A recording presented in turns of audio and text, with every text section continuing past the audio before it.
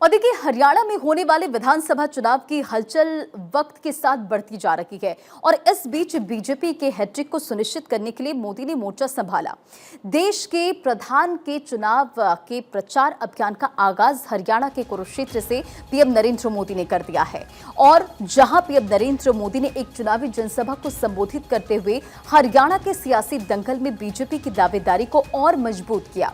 हरियाणा में 90 विधानसभा सीटों पर चुनाव के लिए पीएम नरेंद्र मोदी ने कुरुक्षेत्र में पहली रैली की और महाभारत के लिए मशहूर कुरुक्षेत्र में जब पीएम नरेंद्र मोदी संबोधन करने के लिए पहुंचे तो उनके निशाने पर कांग्रेस थी। इस दौरान पीएम नरेंद्र मोदी ने जनता को हरियाणा के ही पड़ोसी राज्य की तस्वीर दिखाई। जिक्र हिमाचल प्रदेश का किया और बताया कि हिमाचल में हालात ये हैं कि लोग अपनी तनख्वाह के लिए सड़क पर उतरने को मजबूर हैं। सुनिए। साथियों, आपके पड़ोस में हिमाचल प्रदेश है। वहां 2 साल पहले कांग्रेस की सरकार बनी, लेकिन आज वहां क्या स्थिति है? हिमाचल का कोई भी नागरिक खुश नहीं है। कांग्रेस ने वहां हर वर्ग को झूठ की गुट्टी पिलाई थी। आज सरकारी कर्मचारियों को वहां अपने हक की सैलरी के लिए हड़ताल करनी पड़ रही है। नौजवानों की भर्तियां नहीं हो रही हैं। स्कूल कॉलेज बंद करने की नौबत आ गई है। हिमाचल में बिजली, पानी, पेट्रोल, डीजल, दूध सब कुछ कांग्रेस ने महंगा कर दिया है। अब कुरुक्षेत्र में जब पीएम नरेंद्र मोदी जनसभा को संबोधित कर रहे तो जुबान पर आरक्षण का भी मुद्दा आया। मेगा रैली में संबोधन करते हुए प्रधानमंत्री नरेंद्र मोदी ने आरक्षण पर कांग्रेस को घेरा। दावा ये किया कि कांग्रेस ही आरक्षण की असली विरोधी है और सत्ता में अगर कांग्रेस आई तो आरक्षण को पूरी तरह से खत्म कर देगी। सुनिए। की धरती से एक और विषय उठाना चाहता हूं। भारत में सबसे बड़ा दलित विरोधी, ओबीसी विरोधी, आदिवासी विरोधी अगर कोई है तो वो कांग्रेस का परिवार है।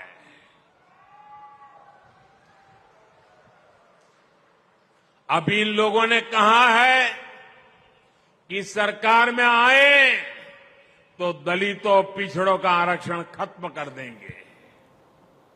यही इस परिवार की सच्चाई है। इस बीच संबोधन के दौरान पीएम नरेंद्र मोदी ने किसान और जवान के मुद्दों पर भी कांग्रेस को कटघरे में खड़ा किया, तो साथ ही प्रदेश में बीजेपी सरकार के फायदा भी पीएम नरेंद्र मोदी ने गिनाए। पीएम नरेंद्र मोदी ने अपने संबोधन के दौरान ये दावा भी किया कि हरियाणा में बीजेपी हैट्रिक लगाने के लिए तैयार है। भाजपा के कार्यकर्ता के नाते मुझे हरियाणा में अनेक वर्षों तक काम करने का अवसर मिला है। यहां बहुत सारे मेरे पुराने साथी बैठे हैं। जब मैं मुख्यमंत्री जी की तारीफ सुनता हूं ना तो इतना गर्व से भर जाता हूं, इतना आनंद होता है, मन इतना प्रसन्न हो जाता है। इनका विजन और इनकी लगन बड़े बड़ों से भी कहीं बड़ी है। तो प्रधानमंत्री नरेंद्र मोदी के दौरे से आप समझ चुके होंगे कि हरियाणा के चुनावी दंगल में दावेदारी का दौर जारी है। 90 सीटों के इस चुनावी दंगल में कांग्रेस और बीजेपी आमने सामने है। आम आदमी पार्टी भी सभी 90 सीटों पर अपनी जमीन तलाश रही है और इसी चुनाव में हरियाणा की राजनीति का सबसे बड़ा हिस्सा माने जाने वाले 3 लालों के 13 बाल गोपालों की किस्मत भी दांव पर है। हरियाणा के चुनावी दंगल का ये दिलचस्प पहलू इस रिपोर्ट के जरिए समझिए।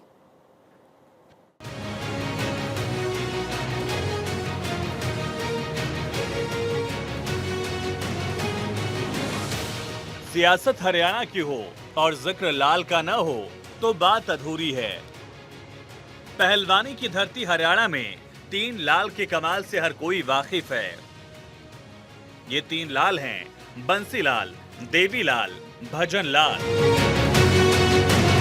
मई 1968 से जून 1999 तक 3 दशक में हरियाणा की पहचान इन 3 लाल से रही।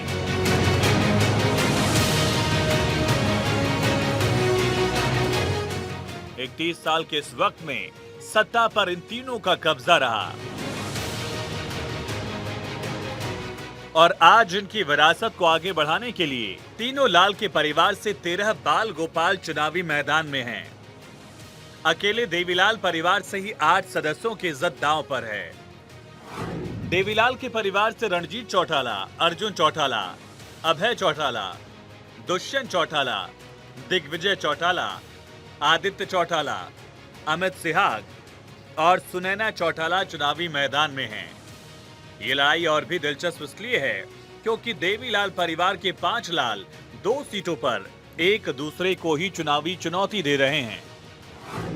देवीलाल के बेटे रणजीत चौटाला सिरसा की रानिया सीट से निर्दलीय प्रत्याशी हैं, जहां उनका मुकाबला अपने ही भाई ओम प्रकाश चौटाला के पौत्र अर्जुन चौटाला से है। अर्जुन चौटाला परिवार की पार्टी इनेलो के टिकट पर पहली बार चुनावी मैदान में उतरे हैं। सीधे तौर पर कहें तो रानिया विधानसभा सीट पर दादा पोते की टक्कर है। सिरसा जिले की डबवाली सीट से इनेलो ने देवीलाल के छोटे बेटे जगदीश के पुत्र आदित्य देवीलाल चौटाला को टिकट दिया। वहीं जेजेपी से दिग्विजय चौटाला, कांग्रेस से अमित सिहाग मैदान में हैं। अमित सिहाग ओम प्रकाश चौटाला के भतीजे और डबवाली सीट से वर्तमान विधायक हैं। यानी सीट पर देवीलाल परिवार के 3 सदस्यों के बीच त्रिकोणीय मुकाबला है। डबवाली सीट देवीलाल परिवार के सभी धड़ों के लिए अहम है क्योंकि देवीलाल का पैतृक गांव चौटाला इसी विधानसभा क्षेत्र में आता है। हरियाणा की राजनीति के दूसरे लाल यानी बंसीलाल के परिवार भी चुनाव लड़ने में पीछे नहीं हैं। बंसीलाल की विरासत को आगे बढ़ाने के लिए परिवार के 2 लाल चुनावी मैदान में कमाल करने की उम्मीद से जुटे हैं। बंसीलाल परिवार से उनके पुत्र वधू किरण चौधरी की बेटी श्रुति चौधरी तोशाम सीट से चुनावी मैदान में हैं। उनके सामने चुनौती पेश करने के लिए उनके चचेरे भाई अनिरुद्ध चौधरी हैं, जिनको कांग्रेस ने टिकट दिया है। भाई बहन की चुनावी फाइट को बंसीलाल की सियासी विरासत की फाइट भी कहा जा रहा है। किरण चौधरी और बंसीलाल के बड़े बेटे रणवीर महेंद्रा दोनों ही अक्सर बंसीलाल की सियासी विरासत पर दावा करते रहे हैं। इस बार के विधानसभा चुनाव में भाई बहन में से जो भी तोशाम सीट पर जीत का परचम लहराएगा वो इस विरासत का असली हकदार कहलाएगा। हरियाणा की राजनीति के तीसरे लाल भजनलाल के परिवार से 3 उम्मीदवार चुनावी मैदान में हैं। भजनलाल के छोटे भाई दुड़ाराम और बेटे कुलदीप बिश्नोई जहां बीजेपी में हैं, वहीं उनके दूसरे बेटे चंद्रमोहन कांग्रेस में हैं।